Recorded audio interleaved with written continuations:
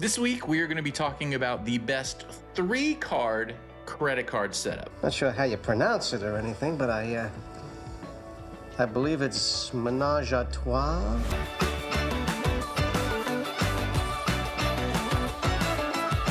First things first, if you find any value in this video, please like and subscribe to the channel. I'll be referencing a website. It's mine. You can use it. It's free. All you gotta do is come over here to the sign up button, click sign up, one of these buttons, and you are in. A few weeks ago, we talked about the best credit card duos, which had a great reception from you, the viewers. Lots of activity in the comments, strong opinions. There was some agreement, some disagreement. Somehow the AT&T Access More card got brought up. Damn it, Yuri. But we don't rest on our laurels here at Rich with Points. No. Just because 2 cards were awesome doesn't mean we can't step it up a notch. That's right. 3 cards this week. We're gonna find out what is the best 3-card setup. And surprise, it's not your run-of-the-mill single bank trifecta. And actually, some of these combinations are gonna blow your mind. So we're gonna use multiple spending profiles, multiple point redemption preferences, all while comparing multiple 3-card combinations. This is gonna shock you. It shocked me, so let's just jump right into it. Okay, for this video, we're gonna be mostly focusing on team travel. Now, Team Cash, I give you lots of love. In this video though, not so much, just because of the nature of what we're talking about. So the configuration we're working in is we're gonna be toggling between transfer partners and travel portal redemptions for our points redemption preferences. Like I said, I'm not gonna be focusing on the cash only, just on transfer partners and travel portal redemptions. And then for our annual spending, I have a family demo, which is pretty close to my personal spending for my family, and then an individual spending profile too. So if you're a single person, obviously you're not gonna be spending as much as a family does. So I'm gonna toggle between those two as well. So if you see me jumping back and forth and switching between these 2 profiles quickly, that's what I'm doing. If you wanna look and see what I have set up for my spending, your spending is gonna be different. So you're gonna have different results, but maybe very similar, maybe extremely different. If so, put those in the comments below. So the whole idea of this video started with me looking at the basic bank trifectas, and then I started playing around with mixing the banks together, and I quickly saw that mixing the best cards from each bank usually did much better in my personal spending. So we're starting out here with just the average trifectas. You got the Sapphire Reserve, Chase trifecta, you have the Amex trifecta, and then the Capital One duo. So in my spending, you can see here, I do much better with Chase. And then if I switch over to the individual spending, then like we saw a few weeks ago in the duo cards, the Capital One duo is great for individuals. So if you have a lower spending threshold, then the Capital duo is just a super strong setup for you. So taking that in consideration, let me switch back over here to my family demo. Spending, we've got the Chase trifecta doing the best. So I'm gonna clear these out. I have some wallets that are pre-set up for this video, so I can quickly add these cards without having to type everything out. So where I started was combining the best cards from those 3. So we've got the Sapphire Reserve,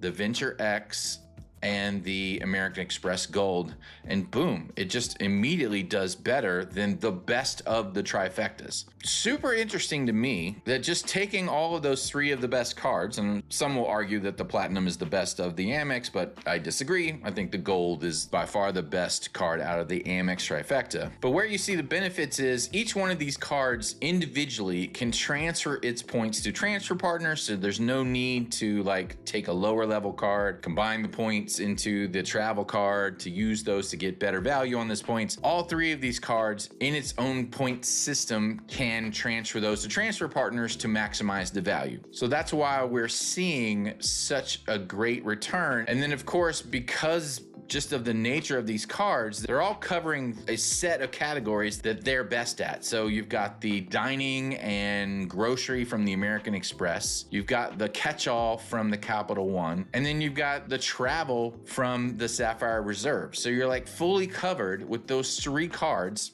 Now, all the points are going to be in 3 different systems, but they share a lot of common transfer partners, so you could combine them and use those together, or you just build up individually, and then you can have points in each system that you can use once you have enough in each one. Okay, so now that we know that this is going to do better than the trifecta, let's just get rid of that one and add in another contender for the best 3-card setup. So we'll start here with the Strata X autograph, and it doesn't quite do as well. Let's add one more column though, and then we'll do the Strata X preferred. A little bit better, but still doesn't beat the Gold X Reserve. So we'll clear these cards out and go to the next one, which is the Strata X Reserve, and still doesn't do as well. So we'll clear that out and go to the next one, which is the Gold X Autograph. Whoa, does this blow your mind? This shocked me to death.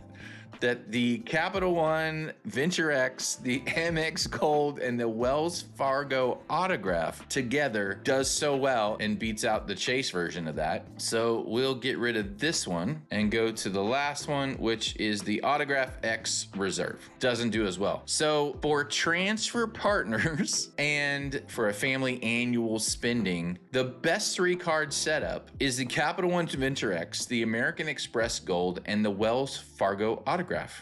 Who knew? Who knew, right? And it kind of makes sense that it beats this one, and here's why. So the Reserve covers all your travel, and it's covering it at 3x. The Wells Fargo autograph also covers travel at 3x. It doesn't have the earnings in the portal purchases, but the Venture X covers that. So anything that this was covering in the portal, the Venture X will cover for your travel. Anything outside of the portal, the autograph will cover. And you're having $0 annual fee for this, whereas this is $550, and then this one is roughly $400, but of course it comes down to 0, but you have it over here as well. And then the Amex cancels itself out as well. So you don't have that $550 annual fee, but you still basically get all of the coverage with the autograph plus the Venture X. Now I will say it's only about $30 difference.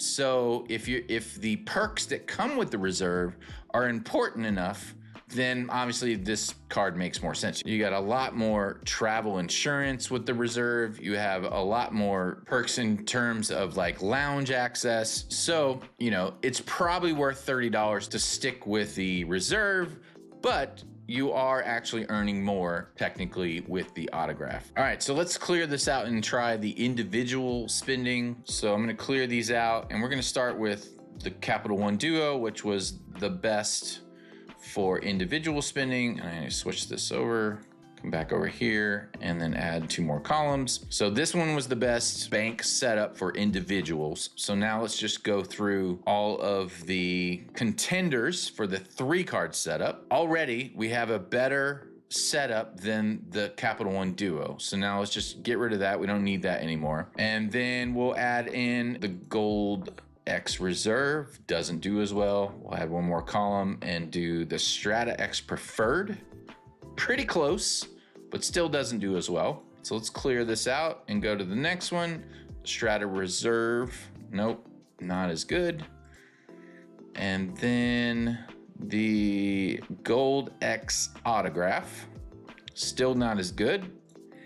And then the last one is the Autograph X Reserve. So still not as good. So the best 3-card setup, if you're dealing with transfer partners, so you're traveling, we're doing transfer partner redemption preference, the best 3-card setup is this Capital One Venture X Citi Strata Premier autograph setup. Now it's pretty close over here. You're within 15 bucks-ish. So you could go with other options, but that one really is the only one that's close to this one. So one of these 2 you could go with. It's probably just based on your preference. Now you've got the preferred over here versus the autograph over here. Otherwise it's the exact same setup. It just depends on your preference versus Wells and Chase. It's also gonna matter a little bit on your actual spending. So the preferred is only groceries online. There's a lot of hacks around that and stuff. I have like 1,000 in non-online groceries and in 4,000 in online. So like if you were going to just take this and do all non-online groceries and make it 5,000, then obviously the preferred won't do anywhere close to it. So it drops down because you're doing groceries here and not here, and you're not getting as good of a redemption that you would through the Chase portal. But you're still covered on groceries. It's just not as well. It's just you're covered the exact same over here. So you're not really gaining anything on the Sapphire. So there's a few things like that if you tweak the annual spending, it could make a difference. I'm just going to put this back. So if you tweak your spending, you may get slightly different results, but Wells Fargo Autograph, Citi Strata Premier, and the Capital One Venture X is the clear winner in individual spending when you're transferring your points to transfer partners. Okay, so let's come back over here. Let's go to the My Profile, change the points redemption preference from transfer partners to travel portal redemptions. So now we're not transferring points over to travel partners to maximize your value. You're just redeeming those points in a travel portal or cashing them out if it's 1 cent per point either way. The only one that really matters is basically Chase points, which you can get 1.25 or 1.5x on those point redemptions in the travel portal. Otherwise, you could just cash them out as well. It'd be the same for Amex and Citi and so on. So travel portal redemptions, and then we'll change the annual spending back to the family demo, and then come over back to the wallet setups and see what's different here. Now you'll see Chase is doing much better in this setup because of the reserve, which like I said, you're getting 1.5x in the travel portal, whereas all these are only getting 1 cent per point in their travel portal. So if you don't have a Chase card, it's not going to do as well. So let me just get rid of this one and go to the next one. So let's see. Nope, that one doesn't do as well. So I think that's the one I had before. This one still doesn't do as well.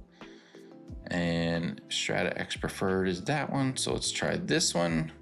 So this one does better. We've got the Sapphire Reserve, the Citi Strata Premier, and the Venture X. So we will lose this one now and then go to, I think, the last two. So we've got the Gold X and the Autograph, still not as good. Clear that out and go to the last one. It's the Autograph.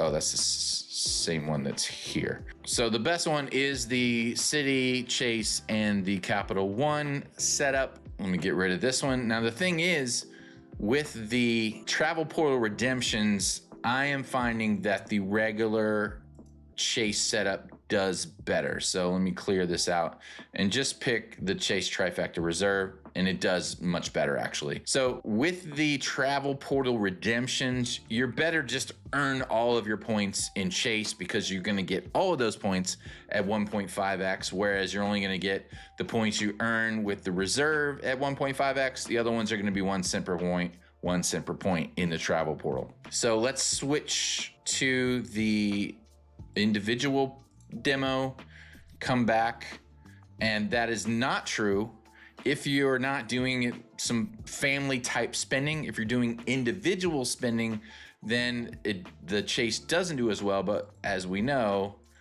that the Capital One Duo does do really well, and we see that still performing better than, let's go through the whole set. So we've got this one. So this one is better than the Capital One. So let's clear this out and then just go through all of them again. So we've got this one that we're comparing, the Gold X Reserve, nope. And then the Strata X Preferred, still no. So we'll clear this out and do the Strata X, no.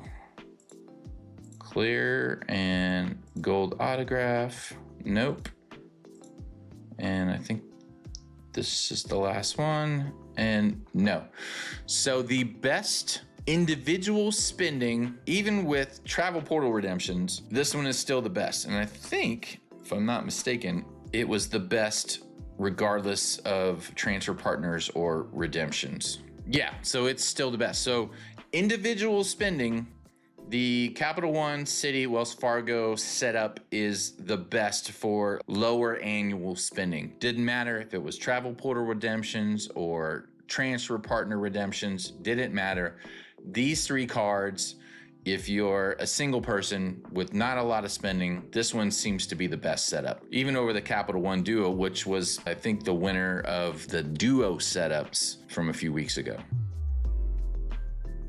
So who saw any of that coming? Now, a few takeaways. The Venture X is super important in any of those setups. Like, they all had the Venture X and they all needed the Venture X to do well, because you got to have the catch-all. It's the only top tier catch-all that can also transfer its points to transfer partners, aside from maybe the Blue Business Plus, but then that's all you get. Whereas the Venture X will cover other categories like travel portal stuff. So I just find it as the linchpin in any setup that's going to do well. And then the sleeper card was the autograph. I mean, it kind of makes sense, like I described earlier, because it covers all the travel categories that something like the Reserve would cover, while the Capital One Venture X picks up the slack in the travel portal, which leaves room for that gold to come in and cover all of your dining and groceries. So I mean, that's why the family spin with the transfer partner redemption preference was such a killer combination. Now the strata did really well, especially on the individual spending. So that was kind of a surprise to me as well. I don't know, give me your thoughts in the comments. Any of you guys have any of these winning combinations as your top 3 cards that you use? Did I miss a trio, a threesome, if you will, in my comparisons? If so, put those in the comments below. Please like